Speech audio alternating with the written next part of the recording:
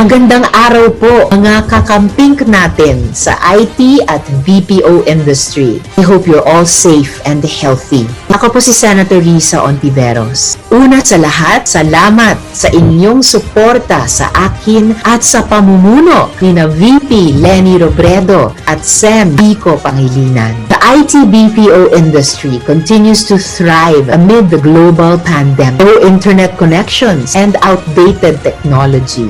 Noon pa man, we saw the potential of this industry to create more jobs. Many of our kababayan lost theirs during the onset of lockdowns. Early on, I urged NEDA to tap viable sectors like the IT BPO that can provide more employment as the economy continues to face recession due to the COVID-19 pandemic. Investing in BPOs would not only lift the economy in general, but also provide earning opportunities to unemployed and underemployed Filipinos even at home. You are one of the many economic boosters. Kahit mag-lockdown ay makakapagbigay ng hanap buhay at trabaho sa ating mga kababayan. BPOs are among the industries that are resilient and have showed signs of growth even in the midst of the pandemic. They should be adequately supported. Dito dapat nag-i-invest ang gobyerno.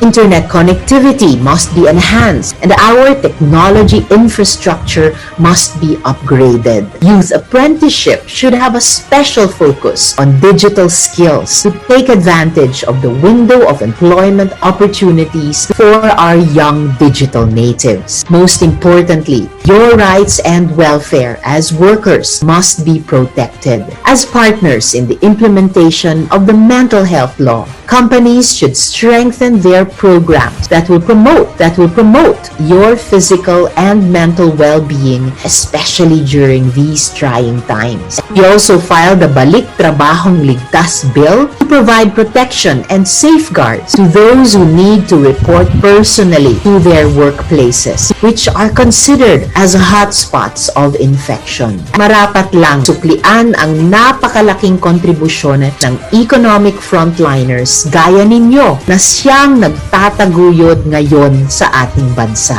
Ang lahat ng ito ay nakaangkla sa ating advokasya na mabigyan ng healthy buhay at hanap buhay ang lahat ng mga Pilipino. Maraming salamat sa inyo at mabuhay po kayo. Maligayang Pasko, kantahan tayo. Maligayang Pasko, sayawan tayo. Maligayang Pasko sa mga Pilipino. Maligaya, maligaya, maligayang Pasko sa buong mundo. Hindi natutulog ang mga balita. Kaya para sa pinakasariwang balita, mag-subscribe kayo sa aming YouTube channel. Para sa mga kapuso abroad, pwede nyo rin kaming makasama sa GMA Pinoy TV at sa www.gmanews.tv. Para sa GMA Integrated News, Mariz Umali nakatutok 24 oras. This political advertisement is paid for and by Rodante Marcoleta, 160 Longoliana Full Invest East, Aynat.